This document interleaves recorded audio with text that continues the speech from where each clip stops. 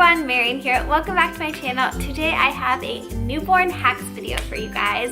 I am the mother of two little boys, a 2.5-year-old and a newborn who's actually very shortly growing out of the newborn stage. He's almost 3 months, 2.5. So I figured now would be a perfect time to film this video because we are right in the midst of it and soon growing out of it.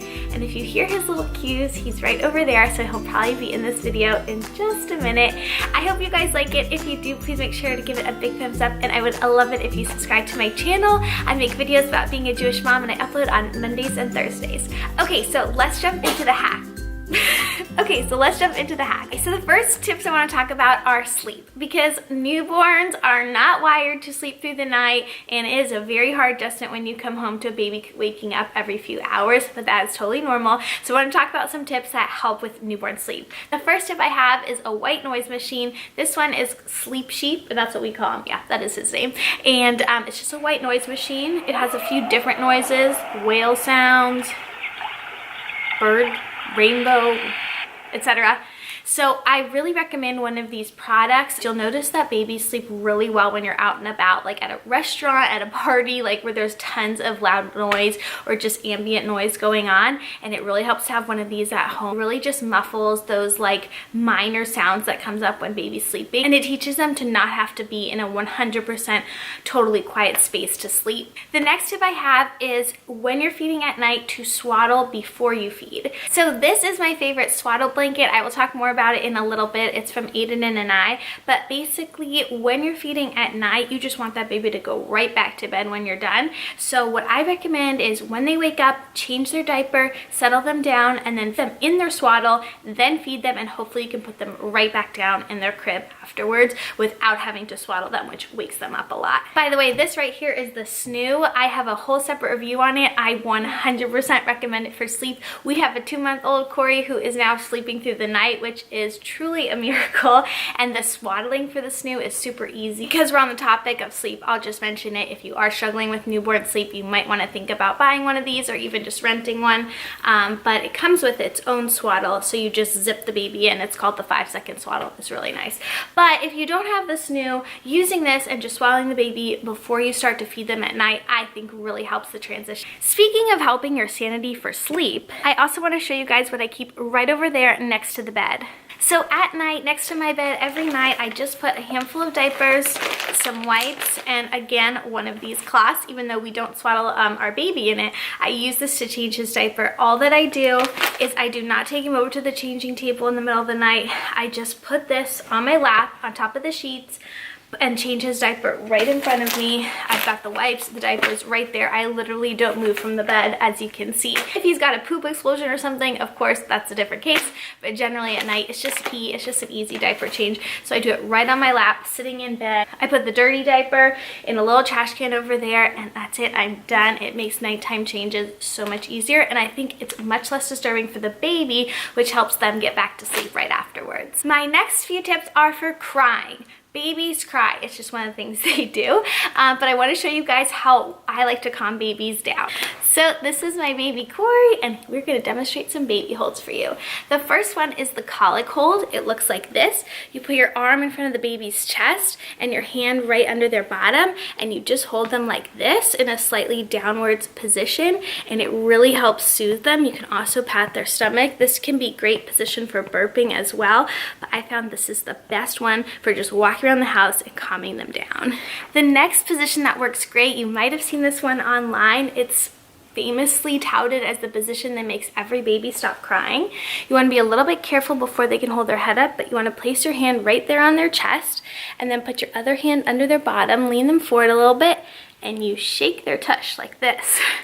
It's super strange, right, Corey? It's super strange, but it really does work to just calm them down. Yeah, but again, you just want to have your hand here and be careful before they can support their neck. The next tip I have for crying and calming baby is this, a giant exercise ball. Not only is this a great investment when you're pregnant, because it really helps to sit while you're pregnant on this and to get labor started and during labor, but it also is great to calm a baby. Sometimes they really need that bouncing motion to calm them down. Now he's like, you started to hold me, don't put me down again.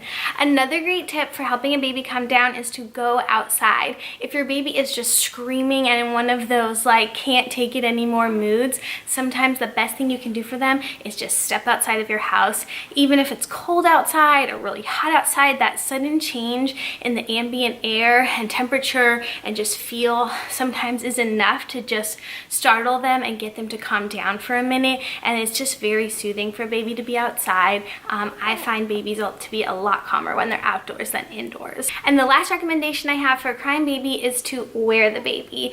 If you've watched any of my YouTube videos in the past few months, you've probably seen Corey in his sling. I wear him all the time and it is really, really nice. Corey is a super calm baby. Watch, she's gonna start crying now. But I think a lot of that is because I spend a lot of time wearing him, which is very comforting for him. Also, if you're going out to a restaurant or something like that, it really helps to wear the baby. I find if I want to make sure he goes straight to sleep when we're out in public, if I put him in the sling, he just drops off and it's so nice. Okay, my next tip is for bath time. You might not know this, but babies, especially newborns, are not good at retaining their body temperature. So a bath can be a really tough transition experience for them. So one of the things that helps is to place a cloth of warm water right over their chest, which is generally the exposed part of their body on a bath. And to just keep warming that cloth up with warm water, you can just splash warm water on top of it. And it really helps to keep them warm and maintain their warm body temperature while you're doing the bath, which you should keep pretty short, especially for a newborn. Also, right after the bath, the best thing for them is skin-to-skin contact. Just take off your shirt, put them on your chest, and then nurse them. That's the best way for them to get their body temperature back up and to calm them after the bath. Even if they enjoy the bath experience, that's the best. My next tip is a little bit of a money-saving one. Newborns are born with really sharp fingernails, and it's really hard to keep them not sharp. So it's really nice to have a pair of newborn mittens so that they don't scratch their face or anything or their eye when they're upset. Generally, I use these for car rides when I have a newborn because that's the time where they might be crying for a few minutes and I'm not gonna be able to pick them up straight away. So I always put mittens on my baby when we're in the car or if he's upset. However, newborn mittens get lost. They're not that expensive, but they're just an extra thing you have to buy. So what I tend to use instead is newborn socks. It's always nice to have an extra pair of socks with you anyways because the ones on their feet tend to fall off. So I love having newborn socks to put on their hands when we're in the car, when I want to cover up their hands, because then I have an extra pair of socks and I don't have to invest in a ton of newborn mittens. My next hack for you guys is to buy onesies with zippers. So this is a perfect one. This is one of my favorite ones from the Gap, and it just has a zipper to take on and off from the baby. As you saw, that took me 0.2 seconds to do, versus something like this, which is an adorable outfit, but this is buttons. I seriously don't know why these snap buttons were even invented for babies' clothing. You'll see they're all over the place, but they are so hard to do. I swear, like, can we time me buttoning this up? And there's not even a baby in it wiggling around. Okay, so it's probably been about 5 seconds.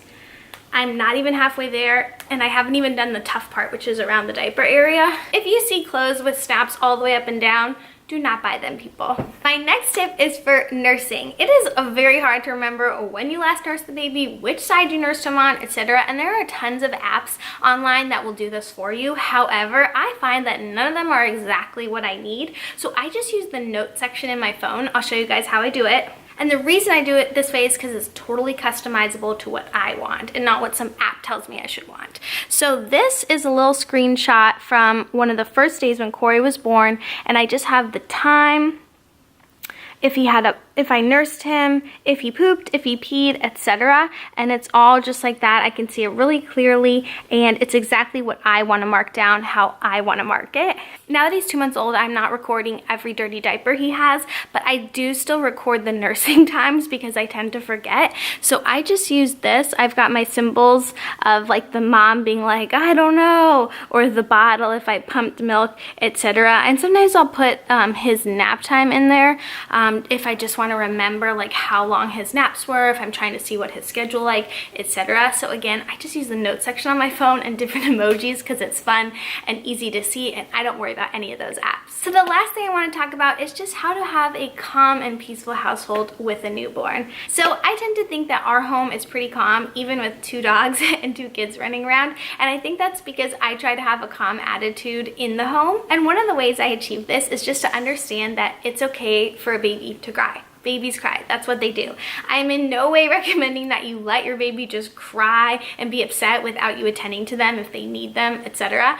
But for example, if you're in the shower, you've got your conditioner in, you can see your baby and all of a sudden they start crying, but they're totally safe and fine, it's okay to finish washing your hair and let the baby cry for a minute or 2 while you get out of the shower, dry off, put on your robe, etc.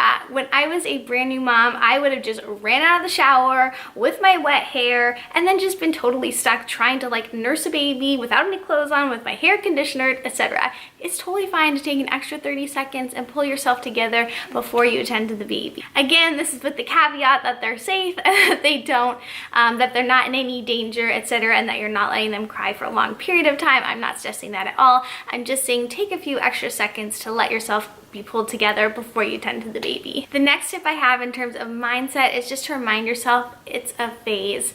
When my older son didn't sleep, and that was a long phase, I kept saying to myself at night, it's just a phase. When he's an 18-year-old teenager, he's gonna be sleeping all day, I'm sure. These newborn days are really short. They truly fly by. When you're in the midst of the baby crying and trying to comfort them and swaddle them and nurse them, it kind of feels like this will never end and it's just so hard. But the truth of the matter is, in just a few short days, sometimes that phase will be done. So I just really keep that mindset when it's a tough day, that it's just a really short phase and things will change so soon. So I mentioned this blanket. This is one of my top tips. I call this the Does It All blanket. I'll show you guys. So for example, of course it's a blanket, it's a swaddle. I like to tie the 2 ends together and use it as a nursing cover. I'll tie it first and I'll slip it over my head. You've got a nursing cover. I also use it as a car seat cover, a stroller cover, and then just to clean up messes. And I change the baby on it if it's at night like I showed you, or somewhere where I don't have a changing pad, etc. So again, this is a Does It All blanket. You only need to carry this one. You don't need 100 other things with you. And yeah, definitely recommend one of these. Then my next tip is for germs. Practice saying this with me. Have you washed your hands yet? This is something I say whenever anybody asks to hold the baby. I just say, oh, have you washed your hands yet? Like, it's just a natural thing that comes out of my mouth. I'll say it to family, friends, my husband, anyone.